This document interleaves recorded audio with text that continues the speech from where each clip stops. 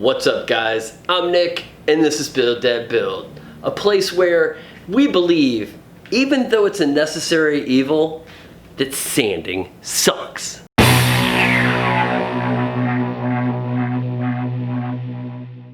So guys, I don't know if you've been paying attention, but as I've been moving things around in the shop, one thing that has just completely lost its home is where I keep my sanders, because I used to keep them in the main bench, but it just didn't seem, it seemed like all the sanders should kind of have their own home. It's your home. Get in your home. After I rearranged where all my tools were, I wound up with this. You may have seen it in the background. This is basically my sanders, sandpaper, and all that stuff. And basically, this is my van down by the river. This is where all of my sanding stuff lives right now. And then the spindle sander and the belt sander kind of just tuck under the bench, and I pull them up when I need them. So today what we're gonna build is a portable sanding station. I just want something that's got some casters on it so I can roll it around. I want some place where I can put all of my sanding material, so like just the sawdust is all gonna kind of gather in one location. I'm also gonna put the planer on it. That way, if I need to sand or plane anything, I can just roll that bench in front of this garage door and keep all my chips and sawdust and all that stuff in one location. And if some of it accidentally blows into the neighbor's yard, tough shit.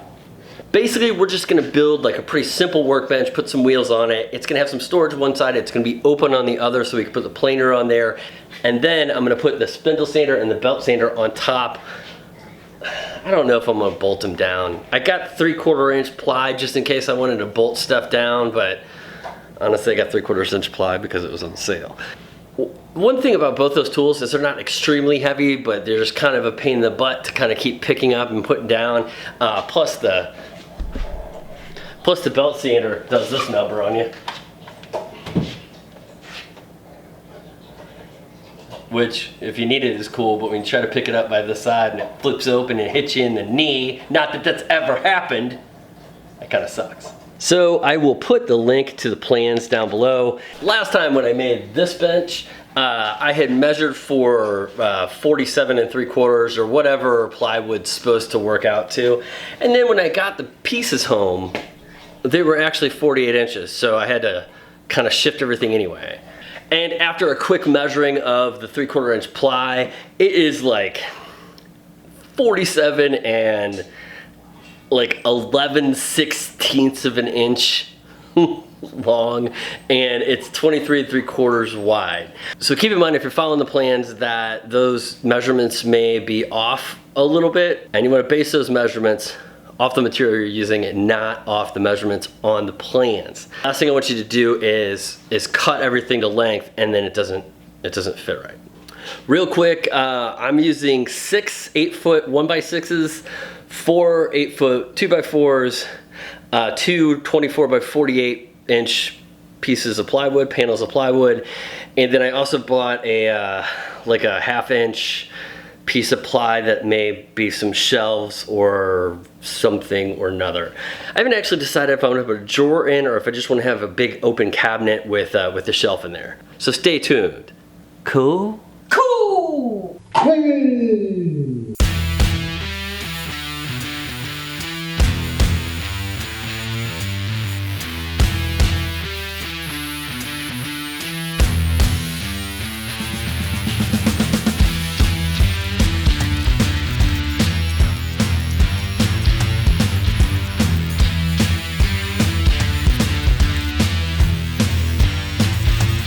Tomorrow.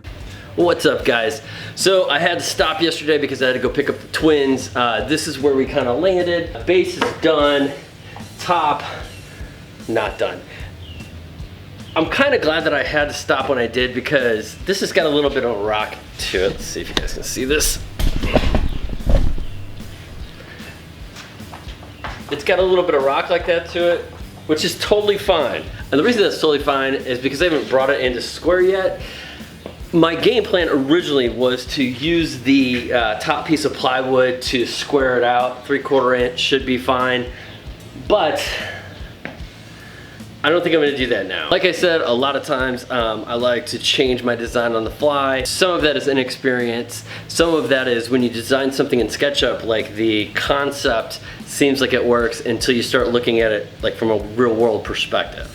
So normally woodworker law dictates that I need to have 2 stringers that run across here. But this is build that build. And law don't go around here, law dog. In this case, however, I think I am gonna add the stringers because originally when I designed this, I was gonna put it together in a different order of operations. I was basically gonna put the bottom here and then build the box side of this before I even put the top on. But as the concept's kind of evolved in my head on how I'm gonna finish it, I want this piece to be all done except for the box because I'm gonna paint just the entire bench like a flat black. And then the box itself, or the cabinet itself, I guess, is gonna be like my little splash of color that I will probably burn and dye. And hopefully not mess up. Okay, so that being said, this is what we're gonna do next. We're gonna add the top stringers. We're gonna add the 2 pieces of plywood. We're gonna build the center support for our cabinets. And then, I gotta go to the hardware store because I don't have any paint.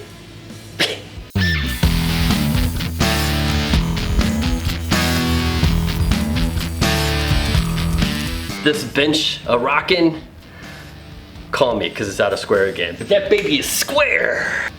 Don't growl at your toy, Sugi.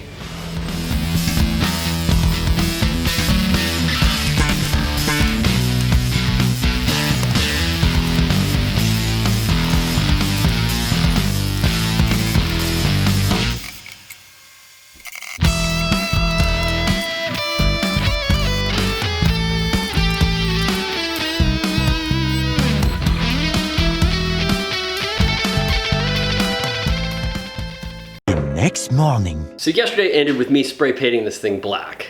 And I came out today and yes, I used cheap spray paint, but I could literally just brush the paint off in areas. I don't know what exactly happened because I sanded it down, I dusted it off, I even vacuumed it off to make sure that no dust had settled on it. And I mean, this is ridiculous, look at this. Come here. So look at the spots that literally just brushed off with a hand brush. And it's not in all the places, but it's in a lot of the flat area. And it just bums me out because if I'm going to a hardware store and let's say that hardware store is a friendly place and they have their own brand of spray paint that's a little bit cheaper, I expect it to work. So this is a setback, no big deal, they happen. I actually went in and filled all the screw holes. I wasn't gonna do that because it's shop furniture, but since I had to sand it down again anyway, it'll look nicer in the end. You could almost say, it'll be aces. See what I did there? So what we're gonna be doing is we're gonna take a 1x6s. I know this is plywood, but it's approximately 1x6, and it's just for demonstration purposes, kids. Okay, so we're going to basically seal this side in on 3 sides and then put either a cabinet door or a cabinet drawer and a drawer on there. I haven't decided which yet. I bought hardware for both. I think it's gonna come down to time and skill. But what we're gonna do right now is we're gonna cut all these pieces to size, and I'm just gonna take the measurements off the sides of these, and then we will take those boards over, we will burn them, we will brush them, and hopefully get some dye on them today. I don't think I can get any further than that because I'm needing to let the dye set, so I think this is gonna carry into tomorrow again. We'll see. We'll see, bro. We'll see.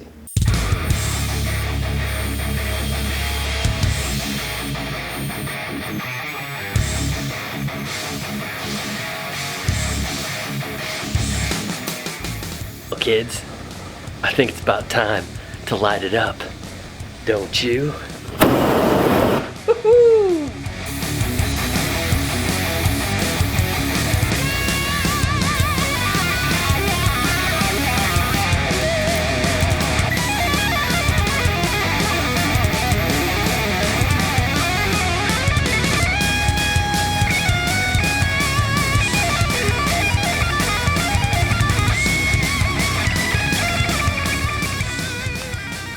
like I haven't mentioned this in a couple of videos, and I feel like I'm seeing a lot of you guys not doing it, so just a reminder. Glove up! Also, when you drive it like you stole.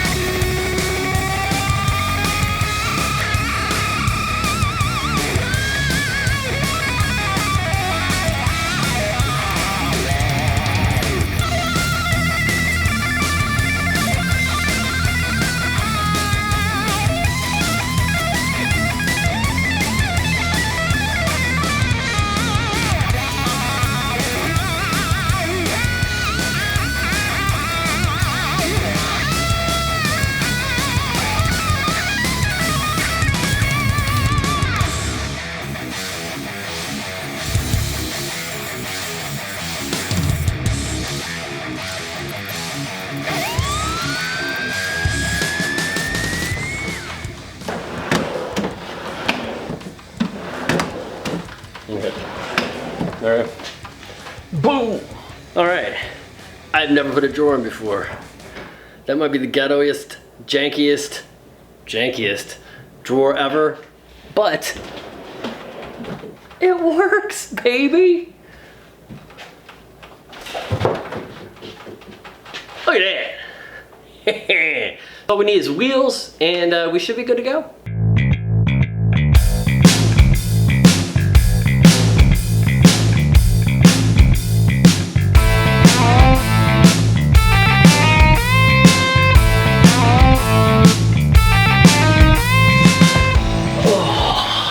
What's up, guys?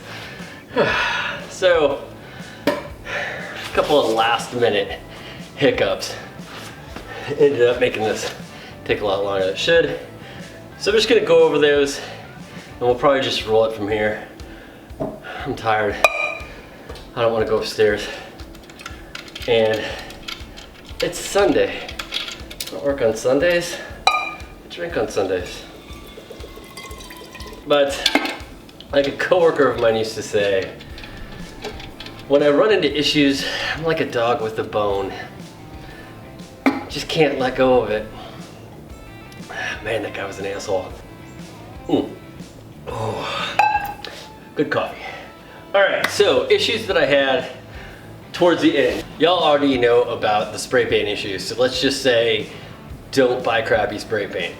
Okay, so last minute issues. Most of these I didn't catch on camera because it was the end of the day and I was running around and my batteries ran out and I just didn't have a way to film it. First issue was the casters were wider than the 2x4 leg. So I had to, you can see that, right? I had to add an extra piece of 2x4. Actually, if you look in some of the pictures where it's rolling, I hadn't painted these yet. So that extra 2x4 is white. Second issue was when I put this drawer in, the furring strips that I used were running into the drawer, and I couldn't push the drawer back anymore because these are 22 inches it's like 22 and a half in here. So what I had to do is run out and buy some metal plates, and I just cut my furring strips off with a multi-tool and put these in. It's fine. It was just a pain in the butt. I also added this magnetic clasp just so when it shuts, it'll stay shut. I don't want to take any more of your time. This project just it shouldn't have taken as long as it did.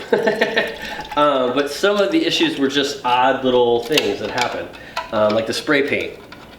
So just expect the unexpected. And one of the biggest takeaways I can give you as a beginning woodworker, or as a woodworker in general, or a maker in general, it's not necessarily how well you can do it, it's how well you can correct your errors. Not kidding. Good craftsmen, yes, they make less errors, but they're also very good at covering up the ones they make. Just keep that in mind when you're frustrated on a project. Other than that, I just want to thank all of my patrons. Thank you guys so much. But thank you guys for all your support. If you guys are not a patron and want to be, just follow the link in the description and become one of the Cupcake Army. And if you don't know what the Cupcake Army is, you're not following my Instagram stories. Now, special thanks goes to Stephen Mann and Nick the Greek. Alright guys, if you like this video, hit that like button. If you haven't subscribed, consider subscribing. It just really helps me out. Other than that, thanks for playing. And now I gotta get to work. Ooh, old knees. Alright guys, it occurred to me you might want to see how this is set up. So I just got done putting everything on it. Nothing is set in stone yet. I will probably, once I am happy with the locations of things, I will probably bolt them down. But I want to know, I'm not sure if I want the planer forward or back, stuff like that. So right now everything's just kind of sitting here. I have my belt sander, I have my spindle sander, and then underneath I have my planer. Inside here, I have all the rest of my sanders on the bottom, and on the top, this is just all sandpaper and any sort of like, stuff that I use, like contour sanders and stuff like that. So the plan is, anytime that I need to use any of this stuff, I'm just gonna roll it over in front of this garage door right here and use it so any sawdust will kind of be towards the front of the garage. And I have all the ports for dust collection sitting on the back, so I could probably just hook up my shop vac to do that as well. I'm into it. You into it? You better be into it. Later. It's the loudest garage door ever. I always know which neighbor is putting their garage door up. What's up, guys? I'm Nick, and this is Build Dead Build. A place where... What the fuck are you doing? Motherfuckers are throwing firecrackers at my dog. So now we need...